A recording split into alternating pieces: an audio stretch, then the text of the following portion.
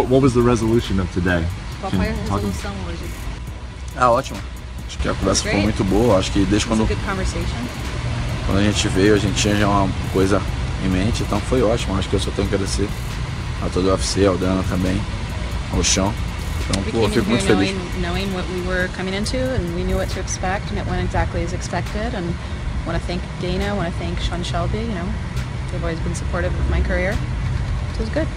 When you say as expected, I mean, was there a resolution? I know he said he wanted to be released. Did that get done today?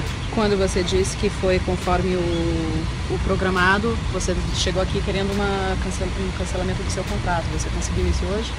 Acho que não só vim pelo cancelamento de contrato também, eu acho que eu tinha muitas coisas para falar também. E assim foi feito. Eu acho que eu vou seguir meu caminho, você vai seguir o caminho dele. E assim o futuro vai ser. I didn't come here just wanting to cancel my contract or to be released. You know, I came here because I had a lot on my chest. I had a lot of things I wanted to say, and I thought that saying them in person was the professional approach and the proper approach to take with them. And so, you know, I thank them for their time and for the opportunity to get things off my chest. And, you know, what the future will hold, nobody knows. We'll have to wait and see. At this moment, do you believe you'll fight for the UFC again? Nesse momento, você acredita que você vai parar pelo UFC novamente? Acho que nesse momento, não sei. Acho que, como eu falei, eu já vim com a ideia feita desde o Brasil, então já tenho isso na minha cabeça, já sei o que eu quero seguir. Então, nesse momento, não. Né? Nesse momento, como eu vim de não lutar mais. At this moment, you know, nobody knows. I don't know.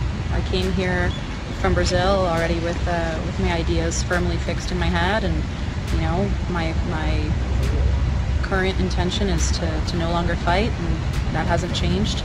That's how I felt when I left Brazil. It's how I feel still today. But like I said, the future nobody knows. We'll see. Essa é a primeira conversa que a gente teve, então acho que tem muita coisa ainda pela frente. Yeah, I think we had a good first conversation today. I think probably there's a few more conversations that'll have to happen down the road, but we'll see. If you don't want to fight again, why is that? Is it mostly because of the disrespect you feel you've gotten from the sport, or just because your passion for fighting has waned over the years?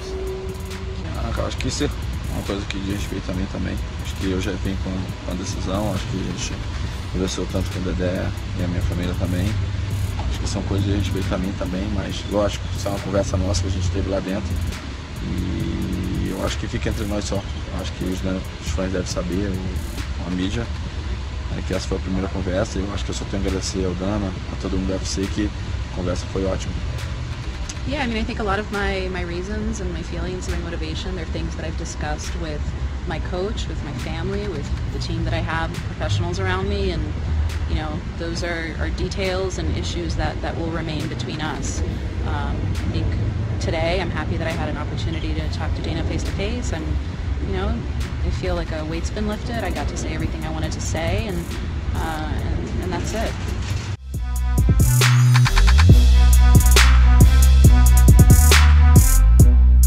No fight match today. For you, my coach. I love you, the guys. I love you, my coach. It's no for me, it's for him. But you know, when you look at someone like Jose Aldo, you go, "Hey, man, if you know, one thing that's always going to hold you back is your level of English, which is arguably the universal language, at least in media, anyways."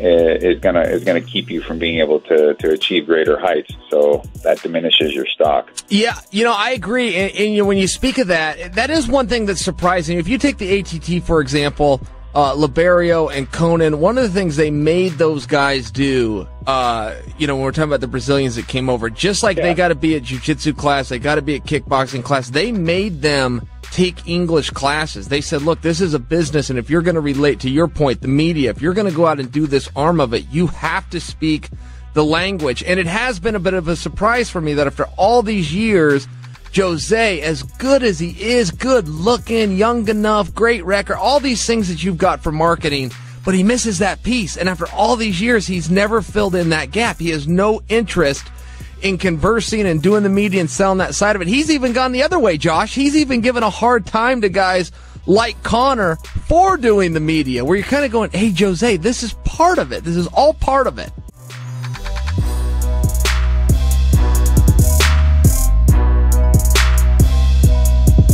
in terms of, you know, like we're talking fighters now. We're not talking publicity. He's not relevant, is he? No, I mean, because he's not fighting. What made him relevant was the fact that he could fight and he could fight well.